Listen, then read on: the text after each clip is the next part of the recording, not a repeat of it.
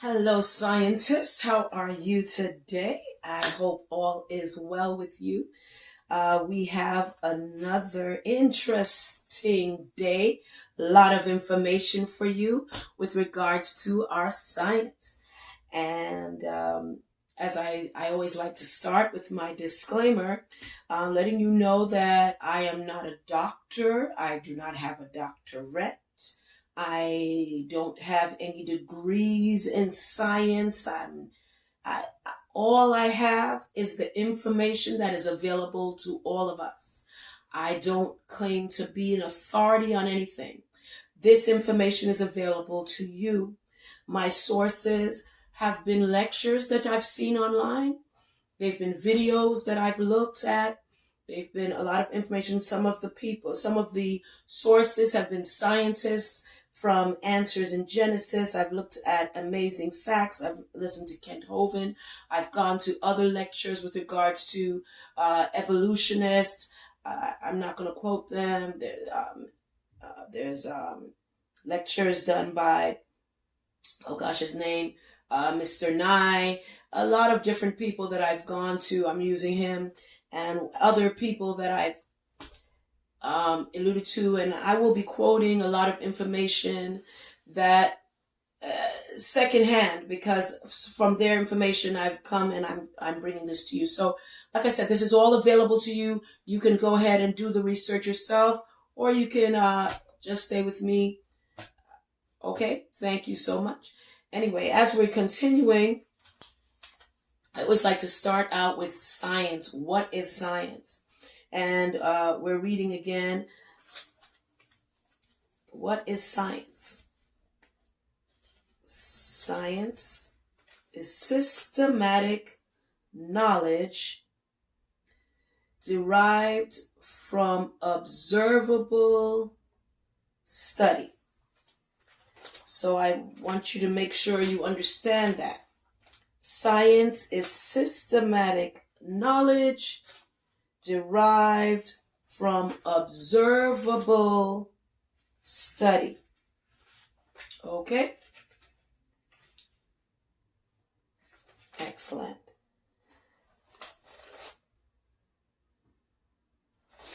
Okay, let's proceed. Just referring to a chapter. Hold on one moment. Excuse me.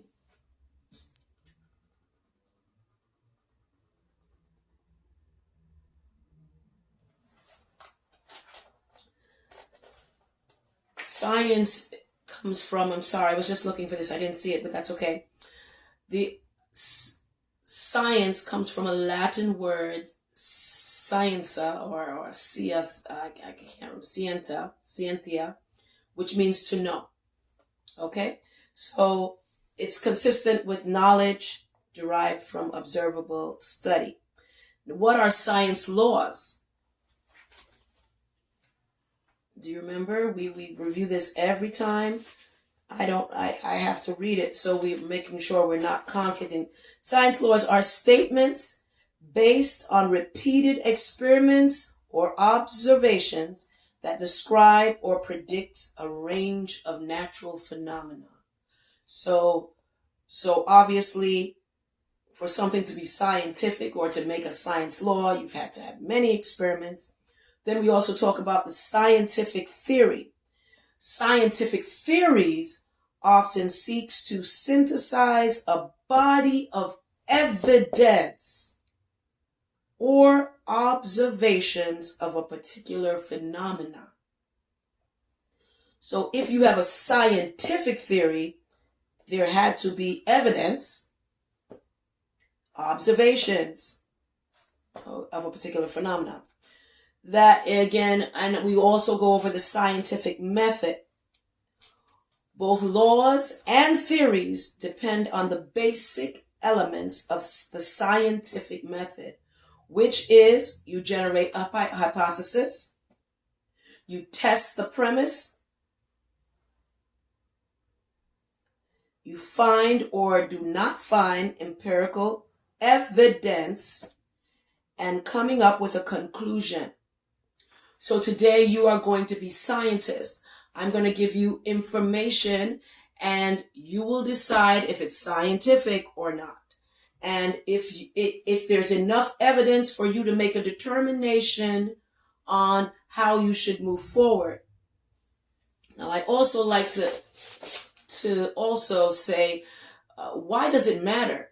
Why is this important? Well, this is important. Number one is if you don't understand where you came from, or if you misunderstand where you come from, it may determine major decisions that you will make. It can, if it can affect your future, and in some cases, it can be to your detriment. Okay, so that is why it's so important that we know what. For example, if you believe in creation, there's a belief that there is an authority, a person in charge that sets rules, and that there will be rewards for those that follow it and rewards for those that don't. So, I mean, so for a creationist, that means something that you need to know where you come. You need to understand that. For an evolutionist, it may determine a lot of decisions that you make. It might have to do with survival of the fittest. If things get too stressful, you might need to make a decision that so that you can survive, you may have to make some major decisions. And that can be a reason for making, like I said, it's something that you need to consider. All right, so let's proceed. Anyway, so we discussed what science is, and now let's understand what people believe. Now, creationists believe that this earth was created in 6 literal days, and mass was created on one day. Everything was created in a systematic day. Okay, so that's what they believe, and they're sticking by it. They haven't changed their minds. They believe it was made by intelligent design, and they believe that science proves what they believe. Okay, evolutionists believe that this, I'm going to make sure I read it correctly. I want to quote exactly what I have here. Okay. Scientists believe that 20 billion years ago, matter came together into one area, and there was a big explosion, and they call that the Big Bang Theory. Okay? All right. Let me just make sure I got that. I like to look at my notes and make sure I have everything correct. And one more. Yes, exactly. Okay, that's what they believe. Okay? Now, let's unpack where did creationists get their information from. The Bible. And the Bible was written about 1,500 years. It took 1,500 years to write the Bible, and they believe it's reliable for certain reasons, believing that it's proven itself in that it's made predictions and they've come true. It is scientifically supported because geologists have found certain things that have proven certain things. And so they have scientific evidence that they believe supports their theory. And we will have to review that. Okay? Now, from an evolutionary standpoint, I just want to make sure I mention some things, and we're gonna go into that right now. Let's see. Okay. So we're talking about the Big Bang Theory. Where did they get their information from? Where did it start? And we're going to review that right now. Okay. Okay, so the Big Bang Theory started from a Belgian astronomer. His name was George Edward Lemaitre. spelled Lemaitre. So I hope I'm pronouncing it correctly.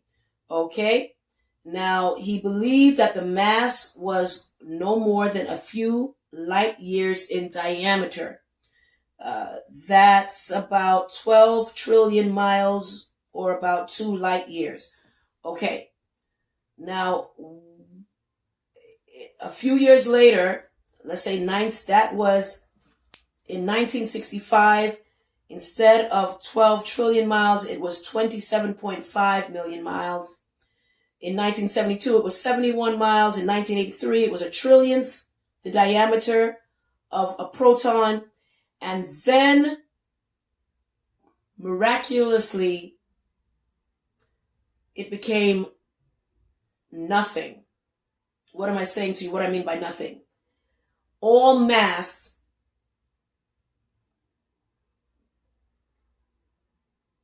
suddenly became nothing. I'm going to read that so you can understand where I'm coming from when I say that. I'm going to read this that I'm quoting Alan Guth, and it's from Scientific American. This was in 1984. Where were you in 1984? Listen what the book says. The observable universe could have evolved from an infinitesimal region. It's then tempting to go one step further and speculate that the entire universe evolved from literally nothing. Okay? I'm going to read another one. HBJ General Science Book in 1989, page 362. In the realm of the universe, nothing really means nothing. Not only matter and energy would disappear, but also space and time. However, physicists theorize that from this state of nothingness, the universe began in a big, gigantic explosion about 16.5 billion years ago. Okay? So that was in 1989. I'm going to go further. 1999, Prentice Hall, Earth Science Book. It says, after many billions of years, all the matter and energy will once again be packed into a small area. This area may be no longer or no larger than the period at the end of this sentence. Then another Big Bang will occur. It happens every 80 billion years. Okay? All right, so I'm going to also read one more. Discover Magazine, 2002, April. Where did everything come from? The universe burst into something from absolutely nothing, zero, nada. As it got bigger, it became filled with even more stuff that came from absolutely nowhere. How is it possible? Ask Alan Guth. Okay, so here we see that the information changed from year to year. Okay? I want you to notice that it did change. Okay? I'm going to read some information for you regarding the change and how it is addressed.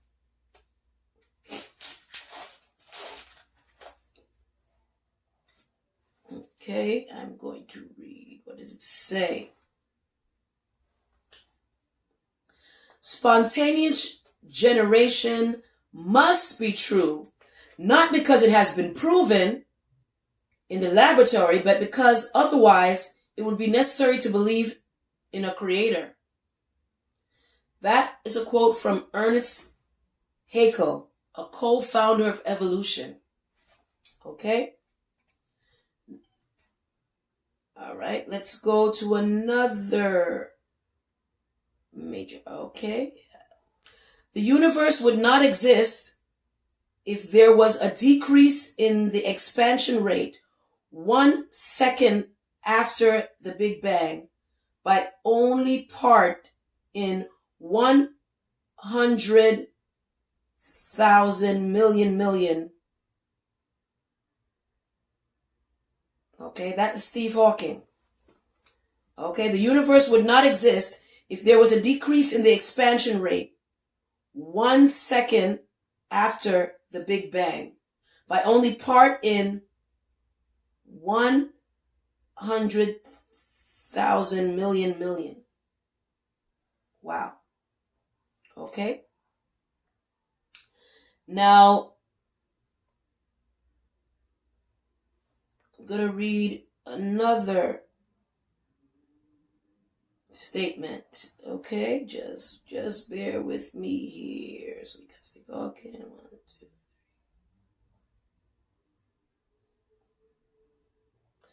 Because there are laws such as gravity, the universe can and will create itself from nothing.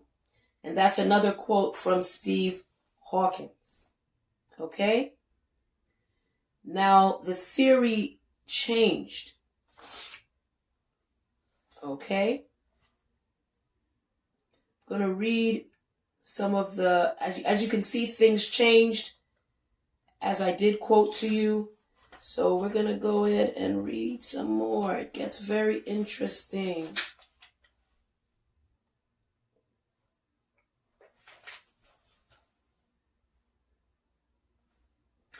All right. 445, change 45. All matter in the universe was concentrated in one place, a very dense hot region that may have been much smaller than the period on the page. Okay, I had already read that to you. Okay, so there's changing, and like I said, it got as small as a period on a page. Okay?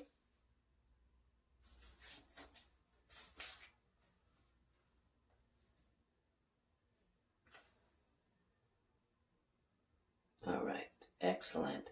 Okay, we're going to move on. I'm going to go to page 21. Very interesting quote was there. It says, evolution is unproved and unprovable. We believe it because the only alternative is special creation, and that is unthinkable. That was Sir Arthur Keith. That's what he said. Okay? So what I'm getting here is that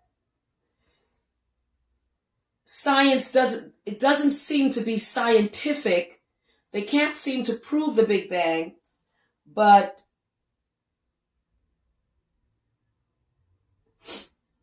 it's something that they're holding on to because the alternative would be to believe in supernatural beings. Now hear this. I myself am convinced that the theory of evolution, especially the extent to which it has been applied, will be one of the greatest jokes in history books of the future. That is a quote from Malcolm Muggeridge. Okay? All right. So, where does that leave us? Where does that leave us? So, with regard to the Big Bang, we see changes in the theories. People have changed. Let's see with regards to mutation. Okay?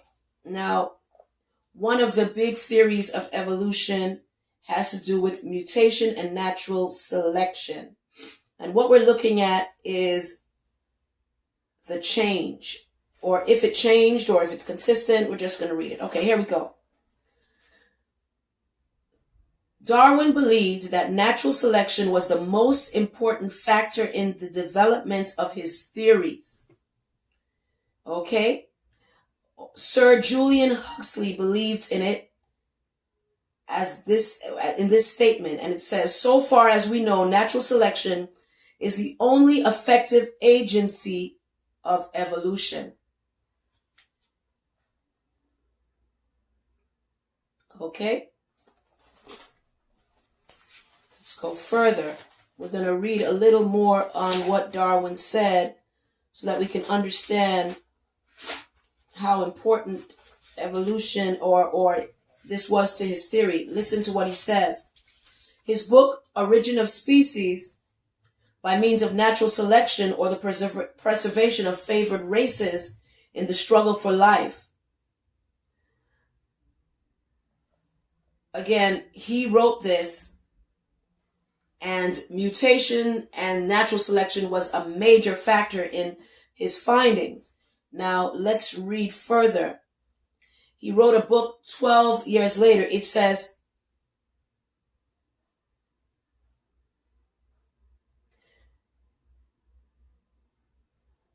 at some future, not very distant, as measured by centuries, the civilized races of man will almost certainly exterminate and replace the savage races throughout the world.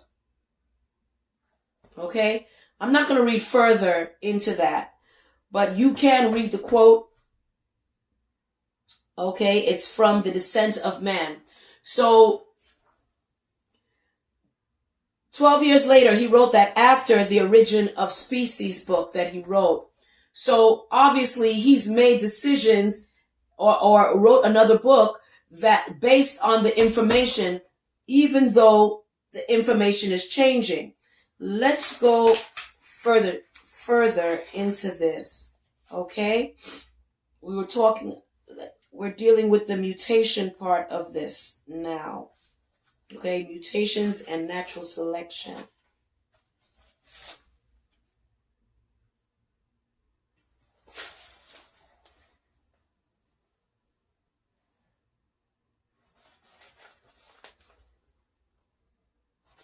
Okay, just bear with me here.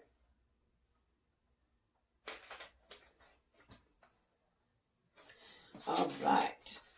I'm sorry, I just have a lot of sources here. So I just want you to please bear with me. Here it is. Like I said, so he has these things. He put these theories out. Here we go. Now read this.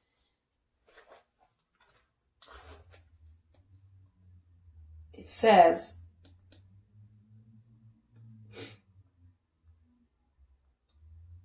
Darwin himself conceded that most mutants are recessive and degenerative.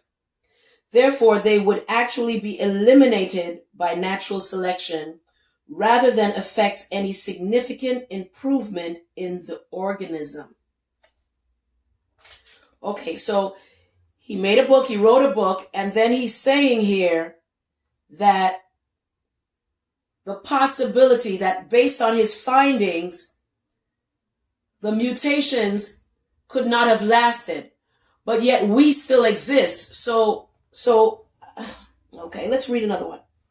Professor G.G. Simpson, one of the elite spokesmen for evolution, writes about multiple simultaneous mutations. He says that the mathematical likelihood of getting good evolutionary results would occur only once in 274 billion years, and that would be assuming 100 million individuals reproducing a new generation every day. He concludes saying, obviously, such a process has played no part whatever in evolution.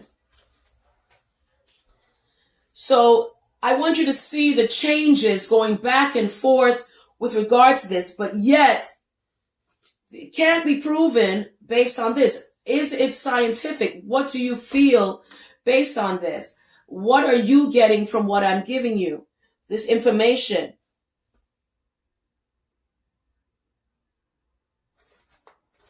I'm going to read one more. There are 2 or 3 million species. This is Darwin. He wrote this. There are 2 or 3 million species on Earth, a sufficient field, one might think, for observation, but it must be said today that in spite of all the evidence of trained observers, not one change of species to another is recorded.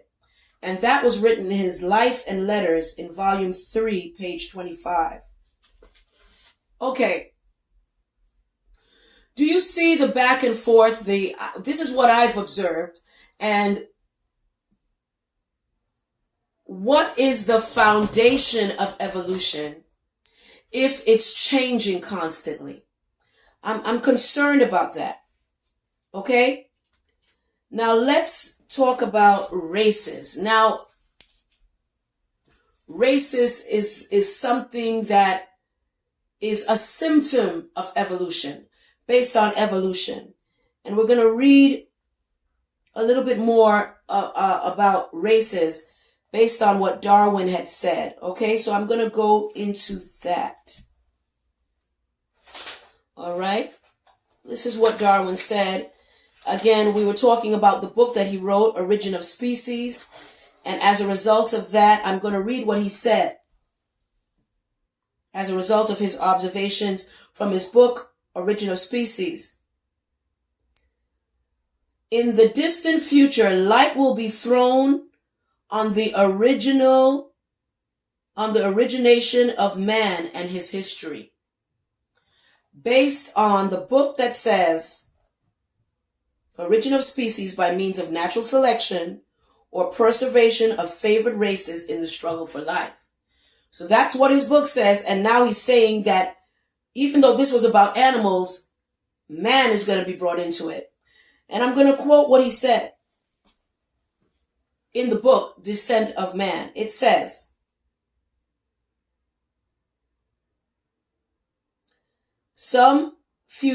at some future, I'm really going to read the whole thing now. Not very distant, as measured by centuries, the civilized races of man will almost certainly exterminate and replace the savage races throughout the world. At the same time, the anthropomorphous apes will no doubt be exterminated. The break between man and his nearest allies will then be wider, for it will intervene between man in a more civilized state, as we may hope. Even the Caucasian and some ape as low as the baboon, instead of as now between the Negro or Australian Aborigine and the gorilla.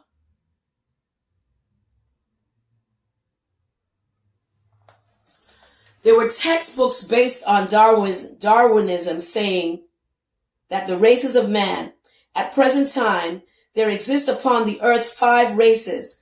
The highest type is the civilized white inhabitants of European America. This was taught in textbooks and encouraged in churches. Okay? Now,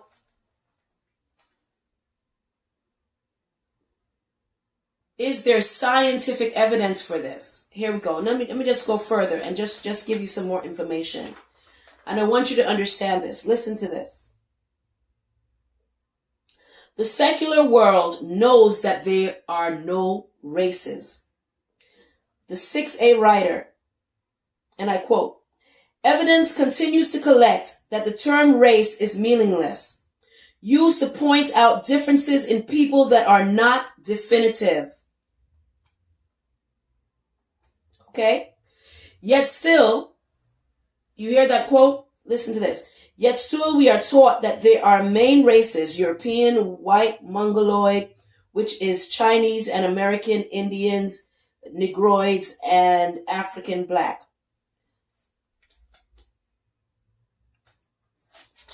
There was an experiment, and it announced that they had put together a draft of the entire sequence of human genomes and unanimously declared that there is only one race, and that is the human race. Nature Genetics wrote, "Humans vary only slightly at the DNA level, and that only a small proportion of these variations separates continental populations or people." That was written in 2011. From the American biology teacher, it says, "Here is the biological problem with race. the genetic variations within each of the various ethnic groups of Homo sapiens is greater than that between the various ethnic groups. Meaning there's no difference in ethnicity. The National Center for Scientific Research. Genes that explain the phenotypic differences, characteristics like hair color, between populations only represent a tiny part of our genome, confirming once again that the concept of race from genetic standpoints has been abolished.